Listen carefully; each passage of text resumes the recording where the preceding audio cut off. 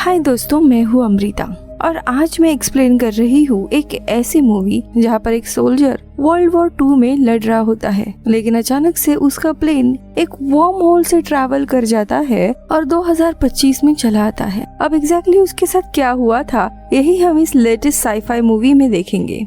कहानी की शुरुआत में हम एक गाड़ी में एक लेडी मैरी और उसके बेटे एलियास को देखते हैं, जो ओहायो से कैलिफोर्निया जा रहे थे। और उनके बातों से हमें समझ आता है कि हाल ही में उसके पति की मौत हुई है और एलियास को बहलाने के लिए ही वो लोग मैरी की ही बहन के पास जा रहे हैं, जो कैलिफोर्निया में रहती है। हालांकि एलियास को वहाँ पर जाना नहीं था और इसी के कारण एलियास का मूड बहुत ही खराब होता है। तो मैरी उसे समझा रही होती है कि सब कुछ ठीक होगा। इसी दरम्यान मैप को फॉलो करते हुए वे लोग गलत मोड़ पर आ जाते हैं। तो आगे जाने पर वो लोग यू टर्न लेने ही वाले थे कि अचानक से उस जगह पर भूकंप आने लगता है और देखते ही देखते आसमान में अचानक से एक पोर्टल ओपन होता है और उसमें से एक प्लेन उड़ते हुए आता है और उन्हीं के करीब क्रैश हो जाता है, जिससे मैरी और एलियास बहुत ही ज्यादा घबरा जाते हैं। एलियास तुरंत गाड़ी से उतरता है और प्लेन की तरफ भागता है। उसकी माँ उसे आवाज लगाती है कि रुक जाओ, मगर वो उसकी बात नहीं सुनता। पास पहुंचकर वो देखता है कि ये एक पुराना फाइटर जेट है। अब मैरी तुरंत 911 को कॉल करके बताती है कि हमारे सामने एक प्लेन क्रैश हुआ है। तभी एलियास का ध्यान जेट के अंदर बैठे हुए पायलट पर जाता है, जो बाहर आने की कोशिश कर रहा था, जो देखते हुए मैरी और वो दोनों भी प्लेन के पास जाते हैं। पायलट अपने होश में आ जाता है और ये लोगों से जल्दी ही बाहर निकालते हैं। हम देखते हैं प्लेन में पूरी आग लग चुकी थी। अब मैरी उस पायलट को बाहर किनारे के पास लेकर आती है। इस पायलट का नाम लेफ्टिनेंट थियोडोर कोल होता है। ये एक अमेरिकन सैनिक था, मगर सच्चाई ये थी कि आसमान में खुले हुए उस वर्म होल के कारण वो द्वितीय महायुद्ध से सीधा आज के मॉडर्न समय यानी 2025 में टाइम ट्रैवल कर चुका था।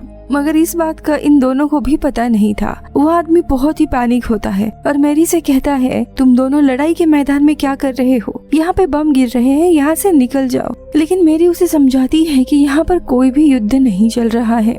इस बात से वो हैरान होता है। वो कहता है कि ऐसा नहीं हो सकता, मैं अभी अभी बर्मा में लड़ रहा था, थोड़ी देर पहले ही मैंने दुश्मन के एक जहाज को मार गिराया है। तुम लोग इंग्लिश हो या जर्मन? तो मेरी जवाब देती है, हम अमेरिकन हैं। थियोडोर को कुछ भी समझ नहीं रहा था कि अभी अभी क्या हुआ है। वो कहता है कि तुम लोग पागल हो, ये बर्मा है और तुम लोग भटक गए हो और यहाँ पर लड़ाई चल रही है। लेकिन तभी एलियास कहता है कि ये बर्मा नहीं है, ये तो ओहायो है। अब थियोडोर के होश ही उड़ जाते हैं। वो आसपास देखता है तो जंग के कोई भी निशान नहीं थे। उसे दुश्मन की टीम नजर नहीं आ रही थी। वो कुछ समझ नहीं पा रहा था। तभी दूर पर उसे एक वाटर टैंक दिखाई देता है, जिस पर इस जगह का नाम लिखा था, जो असल में थियोडोर का ही होम टाउन था।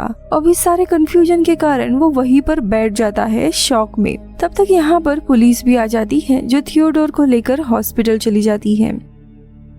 पुलिस वाले मैरी का बयान लेते हैं और मैरी सब कुछ सच बता देती है कि जब वो वहाँ से गुजर रही थी तभी ये प्लेन अचानक से वहाँ पर क्रैश हुआ और जब उन्होंने उस आदमी को बाहर निकाला था वो काफी घबराया हुआ था, पैनिक मोड में था और अजीब अजीब बातें कर रहा था कि वो जंग लड़ रहा है। लेकिन यहाँ पर किसी को भी उसके बातों पर विश्वास नहीं था। इनफैक्ट यहाँ पर सब लोग उसे पागल समझ रहे थे। उसकी दिमागी हालत ठीक नहीं है, ऐसे नतीजे पर पहुँचे थे। वही हम छोटे एलियास को देखते हैं। वो काफी क्यूरियस हुआ था कि ये आदमी है कौन और उसका मानना था कि थियोडोर शायद सच कह रहा है। अब वो चुपके से उसके कमरे में जाता है तो थियोडोर बेहोश पड़ा हुआ था। एलियास उसका नेम प्लेट जो होता है वो देखने लगता है। तभी थियोडोर को होश आता है और घबराहट में वो एलियास का हाथ पकड़ लेता है और उससे पूछता है कि मैं कौन सी जगह पर हूँ, ये लोग मुझे जाने क्यों नहीं दे रहे हैं? तो एलियास उसे जवाब देता है कि इन्हें लगता है कि तुम्हारा दिमागी संतुलन बिगड़ गया है।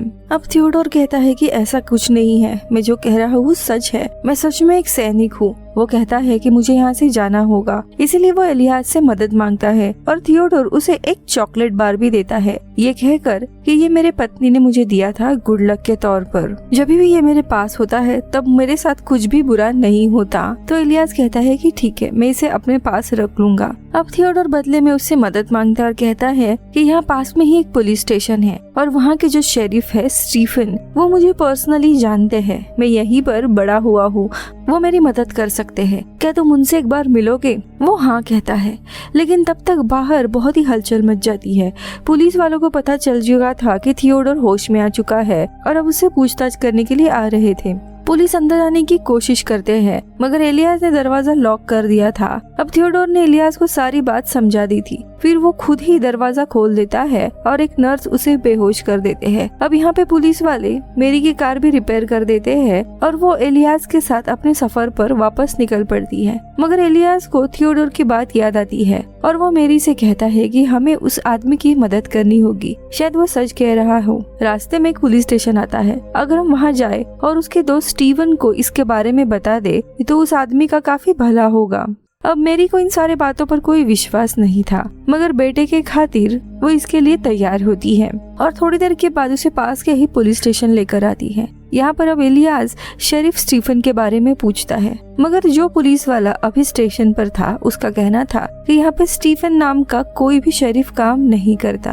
अब मेरी उस पुलिस वाले से माफी मांगती है और ये दोनों भी जाने लगते हैं। तभी एलियास वहाँ के पास्ट के फोटो देखने लगता है और उसे 1930 का फोटो दिखाई दिया जिसमें उसने थियोडोर को देखा था। अब ये देख एलियास चालाकी से वो फोटो चुरा लेता है। बाहर आने के बाद वो अपनी माँ को वो फोटो दिखाता है। अब पहले तो उसकी माँ बहुत ही गुस्सा होती है कि उसने चोरी की है, लेकिन फोटो देखने के बावजूद भी वो मानने के लिए तैयार नहीं थी। उसका कहना था कि ये फोटो का आदमी बिल्कुल थियोडोर की तरह दिखाई तो दे रहा है, लेकिन ये थियोडोर के दादा हो सकते हैं जो बिल्कुल एक दूसरे जैसे दिखते हैं।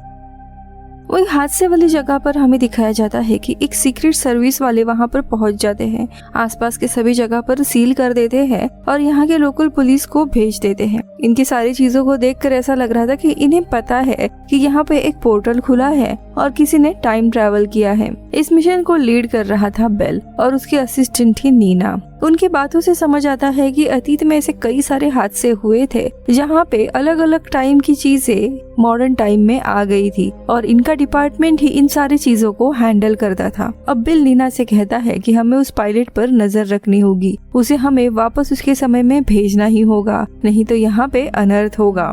फिर नीना और उसकी टीम जब हॉस्पिटल पहुंचते हैं तब थियोडोर ने एक नर्स को बेहोश कर दिया था और वह हॉस्पिटल से भागने में कामयाब हो गया था। नीना ये देख लेती है और वो अपने आदमियों को उसके पीछे लगा देती है। अब थियोडोर यहाँ आसपास का माहौल देखता है। लोग अपने सेल फोन पर बात कर रहे थे तो वो कुछ भी समझ नहीं पाता कि वो डिवाइस क्या है। उसे लग रहा था कि लोग आपस में ही बात कर रहे हैं।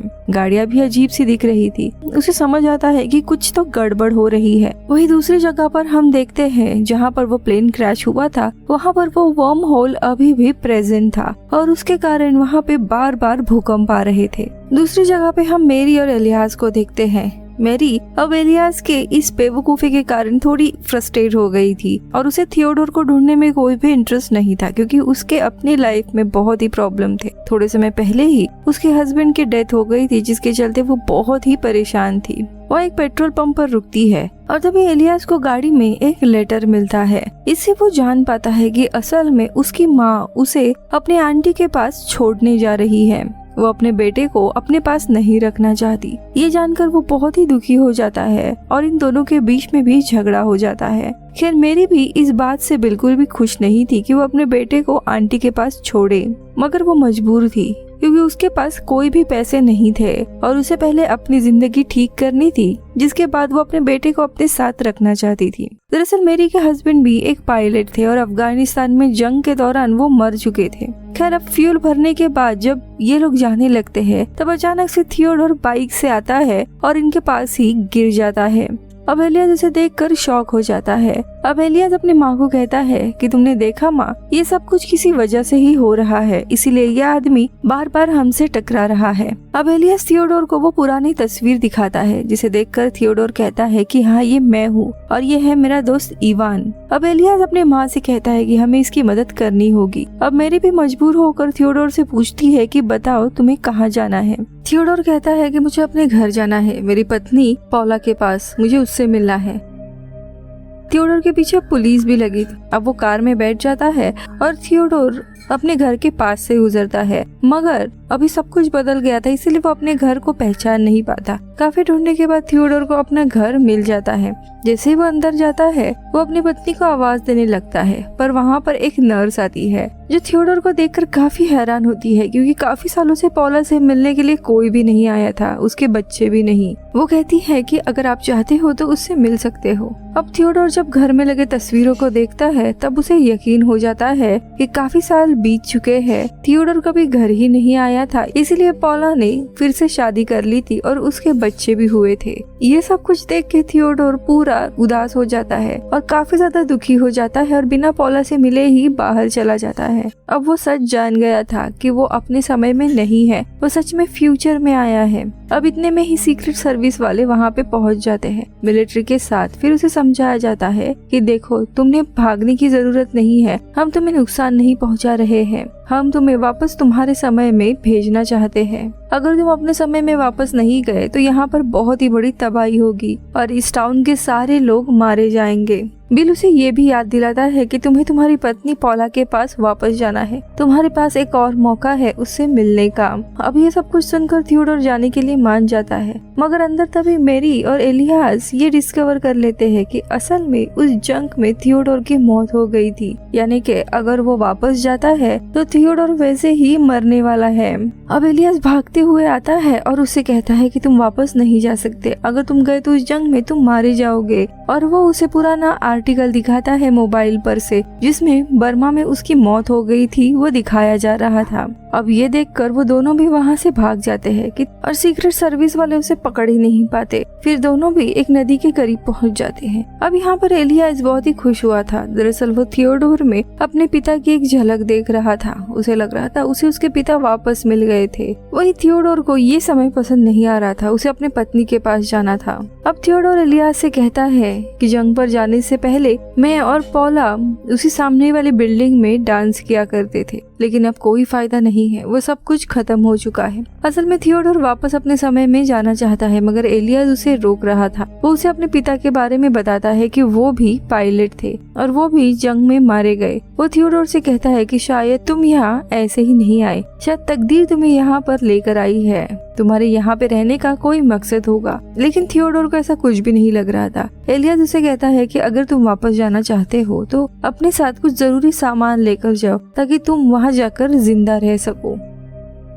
वही सीक्रेट सर्विस वाले मेरी को हेडक्वार्टर में लेकर आते हैं और यहाँ पे एक बात क्लियर हो जाती है। नीना बताती है कि असल में ये जो अनोमली है, यानी वर्म होल, इसे हम रिफ्ट कहते हैं। ये कई बार ऐसा हो चुका है, यानी कि कई बार ऐसे वर्म होल खुल चुके हैं। अगर हमने उस इंसान को वापस अपने समय में नहीं भेजा तो एक बड़ी तबाही होगी। अक्सर ऐसे बातों को हम राज रखते हैं, इसीलिए हमें थियोडोर को वापस भेजना ही होगा और हमारे पास कुछ ही घंटे बाकी है, जिसके बाद वो वर्म होल बंद हो जाएगा। और एक बार अगर वो वर्म होल बंद हो गया और थियोडोर अंदर नहीं गया तो टाउन में पूरी तबाही होगी। अब मेरी को अपने बेटे की चिंता होने लगती है, क्योंकि वो थियोडोर के साथ था। खैर अब शाम को थियोडोर खुद ही उस हेडक्वार्टर के पास आता है। मेरी उसे सारी सच्चाई बता देती है कि अगर तुम अपने समय में नहीं गए तो यहाँ पर सारी चीजें तबाह हो जाएंगी, वापस जाकर तुम बच सकते हो, इसलिए तुम्हें अपने समय में वापस चले जाना चाहिए। अब थियोडोर भी वापस जाने के लिए मान जाता है, मगर जाने से पहले वो पॉला से मिलना चाहता है। अब तो वो काफी बुजुर्ग हो गई थी। उसे देखकर थियोडोर बहुत ही ज्यादा इमोशनल हो जाता है, लेकिन अब वो काफी ज्यादा बुजुर्ग हो गई थी। सामने के नौजवान को देख उसे याद ही नहीं आता कि ये उसका पति है, लेकिन थियोडोर उसे समझाता है, गले लगाता है और दोनों भी एक आखिरी बार डांस करते हैं, जिसके बाद वो उसे गुड बाय कहता है। लेकिन तभी पॉला को याद आता है कि ये उसका पति है और उसने थियोडोर की तस्वीर अभी भी अपने साथ में रखी थी एक लॉकेट में, जो देखकर वो बहुत ही खुश होता है और वहाँ से निकल जाता है।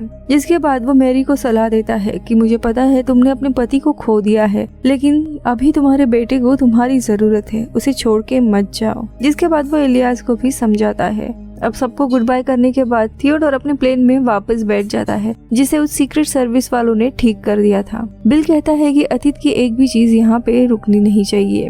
तभी उसे याद आता है कि उसने अपना चॉकलेट एलियास को दिया था, मगर एलियास वो चॉकलेट पहले ही खा चुका था। खैर अब उसका कुछ नहीं हो सकता था, इसलिए थियोडोर उन्हें यकीन दिलाता है कि उसमें ऐसा कुछ भी नहीं बदलेगा। जिसके बाद वो अपने प्लेन में बैठता है और सीधा उसी होल में चला जाता है जहाँ से वो आया था।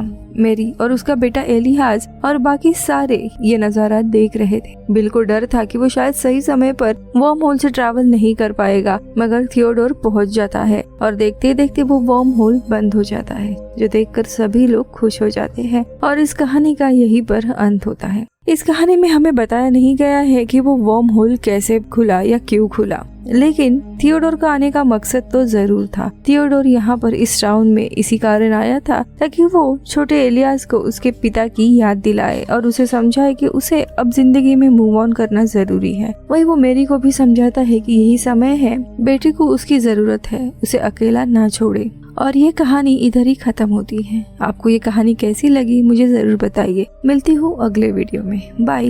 दोस्तों, आप हॉलीवुड एक्सप्लेन इन हिंदी यानी इस चैनल को सपोर्ट कर सकते हो मेंबरशिप ज्वाइन करके जस्ट फॉर 29 रुपीज में, या फिर वीडियो को सुपर थैंक्स भी दे सकते हो। Thank you so much.